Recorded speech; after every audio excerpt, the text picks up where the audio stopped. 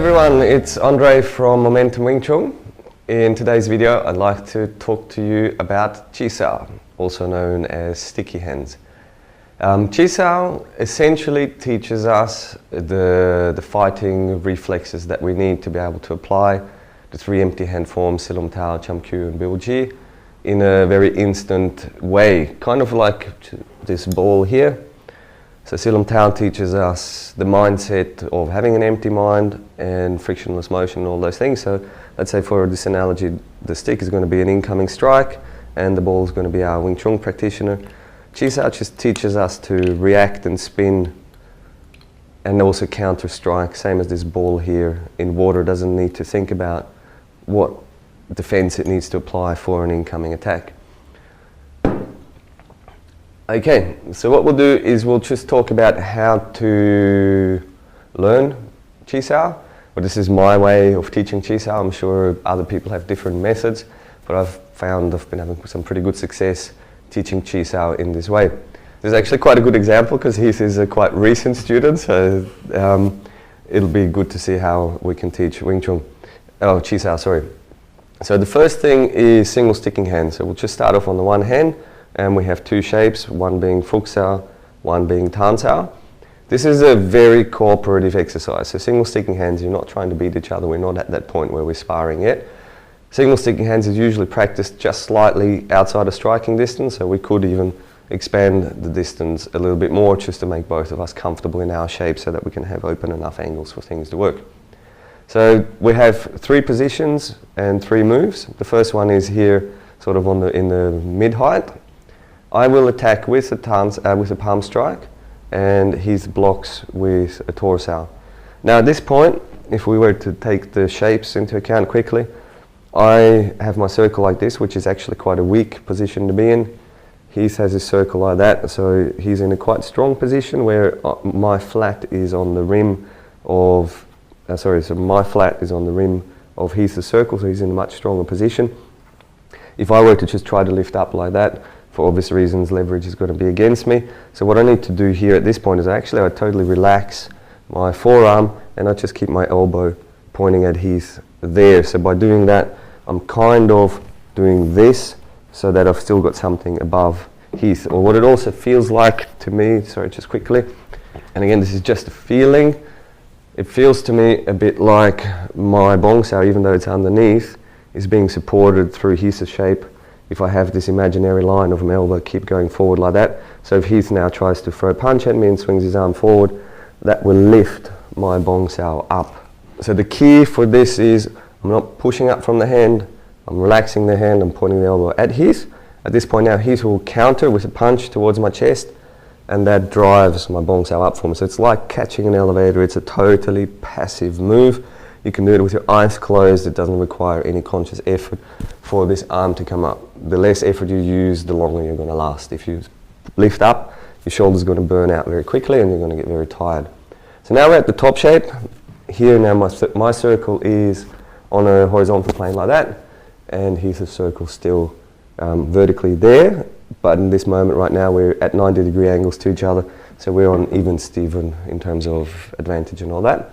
So now I can either drop my elbow to try and penetrate with a strike, or he could try to pull my Bong Sau down. If I was tense, this would end up in the trap where he could strike me here. But if this becomes too heavy for me to hold because he's pulling down, for example, again, just drop my elbow down, which brings us back to Tan Sau, where we were before. So one more recap, palm strike comes in, he blocks with torso, he now counters with a punch, and then we just let the shapes drop again down to our neutral position. That's really single sticking hands for you there. Practice both hands, take turns being on top and underneath. So now the next step, the way I would teach this is to do single sticking hands with two hands. So we'll do exactly the same thing, like that. But now we do it with the two hands. So I attack with a palm strike, he blocks, and when he now counters, we just switch positions. Now he has a Tan Sau on his hand, comes in with a strike, I counter with a punch, and then we switch positions. So we do attack, counter, and switch, and then you attack, I counter, and as I'm countering, we switch. So that's single sticking hands with two hands, so to speak. The next way the next step up then would be doing Luk Sau, which means essentially slow Chi Sau. And what I found the best way to get into that is actually to then just do the reverse. So if we were here like this, previously when we did single sticking hands, the person in the Tan Sau would have taken the first strike. But now if I'm going to practice Luk Sau, it doesn't have to be that way. It can be the Tan Sau also initiating the strike. So again, this is not a hard, fast rule. I just find this easier to teach Luk Sau, is to get the person on the Fuk Sau to take the first strike. So as the strike comes in, that then rolls the Tan Sau up into a Bong Sau, and then we do the same thing on the other side, where now you take a swing with the Fuk Sau at me, so you try to punch, which rolls it up like that. So in the beginning, get the person in the Fuk Sau, keep it in the Fuk Sau, get the person in the Fuk Sau to initiate the movement. But then again, later on, it doesn't matter. It can be started by the person in the Bong Sau, can be started by the person on the Fuk Sau. There's not even really such a thing as a starting and stopping. The whole thing should then really just start moving fluently, which brings us to our next point, let it roll. So once you kind of get the hang of Luk Sau and you can find your shapes, the next thing you want to do is actually just sort of let the Luk Sau roll freely. So it's not a clink clonk type exercise, it actually just becomes like a fluid spinning motion. If you want to add a bit of fun into it, you can also then experiment with moving around, so slightly stepping back or stepping into the person and just trying to keep that connection and that field in between the two of us. That's Luk Sau for you. At this point it's still quite cooperative, we're not trying to beat each other. The next step then is we need to learn how to change hands. So we have a couple of options, and virtually only two. We can be on top or we can be underneath. On the same side, that's really the only two relationships our hands can ever have. Just for completeness of the record, we could be on a diagonal as well if we were doing cross punching, for example, but I won't talk about cross punching right now. So, if my hand is underneath, the reason I would generally do a switch is either because my arm's just getting tired, or because the opponent, or like in this case Heath, would be pushing down. When that happens, if the opponent pushes down, you virtually just let the hand go and go for a strike. But if we're doing Chi Sau and they're not just pushing down, they're onto it as well, so don't just press down. The way to do the switch is I drop my palm down and then I rotate over the top, which will make your hand change to Bong Sau, and then I come up into a Fuk Sau here. We'll go down once more, and the important bit when I do this is I don't go like that. I really keep contact with the other person's hand all the while, and when I get to here, totally wrong would be if I let the elbow come out and I go up like this, because that will open up a strike there. So right now I've still got this alignment where I'm pointing at Heath like that. If I let my elbow come out, this is going to happen, which makes me weak. I want this alignment from shoulder, elbow and wrist to stay. It's virtually only a change of shape here. And then I actually go at Heath with a strike straight at his spine, which will then let that roll up. So I don't want to make this a circular thing. I'm just changing the shape of my hand and I'm still going for a straight strike at the person. That actually makes it easier for the person to let the Bong Sau come up as well. So drop the hand, rotate over the top and strike up. Now the other way we can switch is if my hand is on top, and at this point what I do is I cut down with my wrist. Note that my elbow, as I'm doing this, and this is really important, doesn't come out. I lose all my power by doing that and the move's not going to work. My elbow, if anything, is going to come in and at the person as I do the rotation of my wrist. So if you want to see the front on shot, what I really want to avoid is any of this happening. I still want the elbow coming in and at the person as I cut down with my wrist. Another very important thing to look out for is the fingers. So when you do the cut down, if your fingers are just floppy, not really filled up with thought or awareness, there's nothing in the movement. I really want to be thinking right through my knuckles, right through all the joints in my fingertips, and really feel the power of my fingers as I do this move, which then gives me a lot more power cutting down. So now that I've cut down, and again I only cut down to here, if Heath didn't run the palms, at this point here, I would do this move from Silam Tau and go for a low strike. But if Heath does run the palms, And if I did nothing, then obviously he could strike over the top here. So it's important that as I'm cutting down, now when Heath runs around the outside, that turns my forearm and allows it to become a Bong Sau right there. So we'll just do a couple for the record. That becomes a Bong Sau on Heath's hand now, and then as we change, Heath will run palms and I become a Bong Sau on this hand. So that's the changing for you on one hand.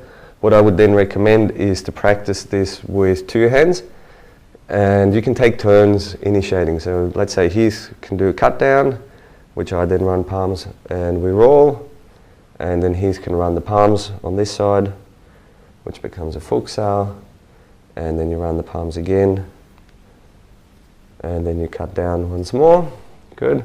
And then you can give the other person a turn. So now I'll run the palms and initiate the move. Heath is letting it take shape in reaction to my cut down.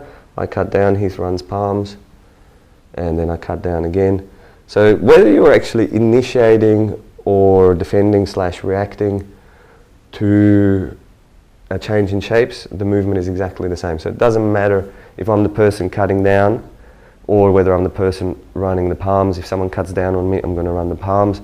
If I run the palms, the person's going to cut down as a result of that action. So there's no difference at all in whether you're answering or starting the whole thing. Like you just do exactly the same move. Now, just quickly talk about the most common traps. Quick side note, according to Sigung Chushongtin, our grandmaster, if you really have good Wing Chun, you don't need traps. That's really important to understand. Like the ultimate way of doing Chi Sau or the ultimate way of doing Wing Chun is if we're doing any contact, as we contact, I just strike straight through. Or if, let's say there's a bigger strike coming through there. If you come for a hook punch to my head, my defense would be to block and punch at the same time. That's the ultimate way of moving. The clearest way of moving is just strike straight through the target. That being said, it's not always that easy. And also traps are just fun. So they're like they're good. They're a fun thing to practice and they're a fun thing to apply when you're doing Chi Sau. It's just fun to do. Okay, so we have a few common sort of textbook traps. One of the most common ones is the Bong Sau trap, because obviously I have on one side a Bong Sau, on the other side a Phuc Sau. I could have double Bong Sau, double Phuc Sau, whatever, it doesn't really matter, but for this exercise now we'll say I have Bong Sau on one hand, Phuc Sau on the other one. So the Bong Sau trap essentially is as we're rolling, Bong Sau comes up like that and then brings the opponent's arm up and down like that. We would control the underneath arm with our hand here and control the top arm with my elbow here while I strike over the top. So Bong Sau trap, it helps if you do a step with it at times as well, so you step into the person and strike like this. We roll, Bong Sau trap, a strike like that. So that's the Bong Sau trap. The next most common trap also, or just as common, is the Phuc Sau trap, where essentially all I'm doing here is a bit like a crocodile mouth. I've got my Tan Sau, I drop my Phuc Sau straight down. I keep projecting at Heath, so I'm not holding on to his hands, I'm actually just projecting at him. I now run the palm underneath and strike over the top like that. Important bit again is here, I don't just drop my hand and swing over the top. I'm running palms and I'm keeping contact with Heath's hand here right until that last split second when I can strike. If now I catch Heath like this and he starts to barge in or pushes up and I can't run the palms, what I can do is I can actually use the underneath hand to catch him there and strike over the top like that. I actually find the underneath one I do a lot more than the running palms, but again there's no right or wrong. In application it would look something like that or something like that. Catch. The important bit when you do this trap, don't just pull back. It's kind of like you're trying to reach into your chest pocket to put a pen in your chest pocket or something like that. And that will give a nice twisty effect on the person as well. The third trap that I'd like to talk about today is the Phuc Sau trap. So when we're here, in my Phuc Sau, I can apply this shape, so same as in Silum Tau. And now I just parry over here to strike through on this hand. The important bit here is what I actually do is I'm still got forward pressure at my opponent, and if he doesn't do anything, I'll just hit through, yeah. But then if he gives me a pressure here, so where you're stopping me from punching, I can then ride that force across. So again, it's not just a matter of being really quick with the hands. You're actually trying to hit the person, and then as they block there, that will result in a Pak Sau happening, which then frees up that hand for a strike. So I'm not just doing a trick like that, because that doesn't actually affect person's balance. I'm sort of trying to attack them, and then I let that happen. Okay, so they're the 3 most common traps.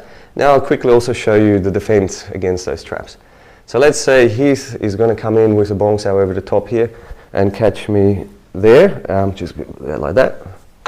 My defense is essentially reverse Pak Sau, so I just bring my hand up like this and turn the opponent around. So it's like this move here from Silam Tao. I'll do it once more.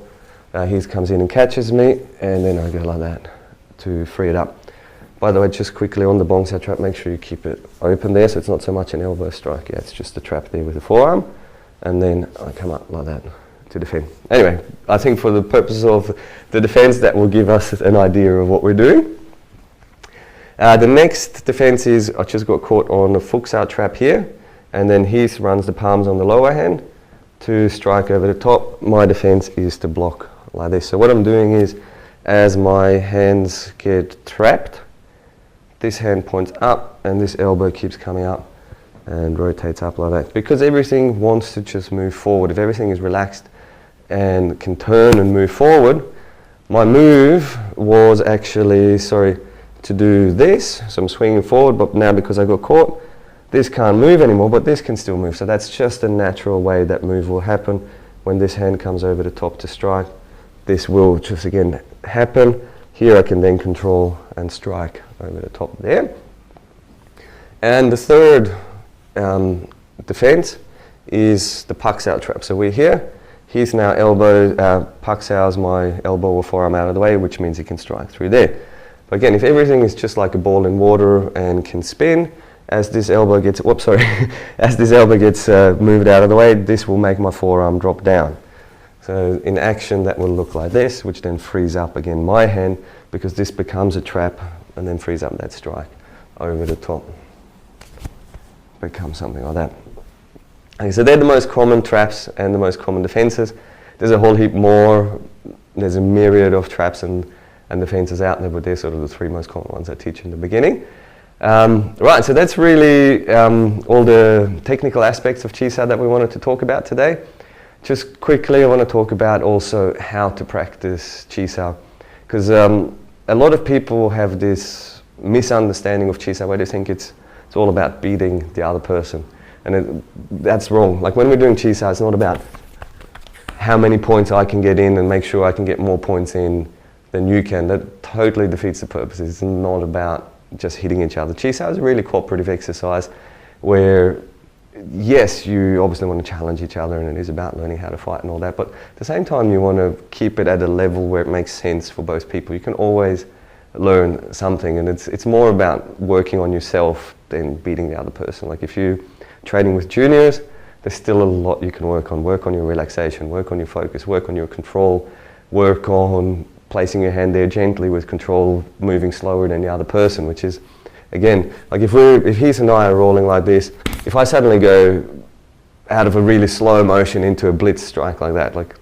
it's bullshit. It just doesn't serve a purpose, because also, yes, in real fight we might move that fast, but in real fight you're also not going to just give me your hands there for a moment, and you know, like we've got to be starting from a completely different position. So if we're doing Chi Sau and you want to practice striking, practice just letting your hands fall forward very gently, so you become just like essentially water flowing through, feeling the gaps. Yeah, that's it. So you want to reach through, and you see there again, it didn't quite work, which opened up a gap for me. Here he could now trap my hand. So you start to just feel each other, what's going on, and you're not there to just battle each other.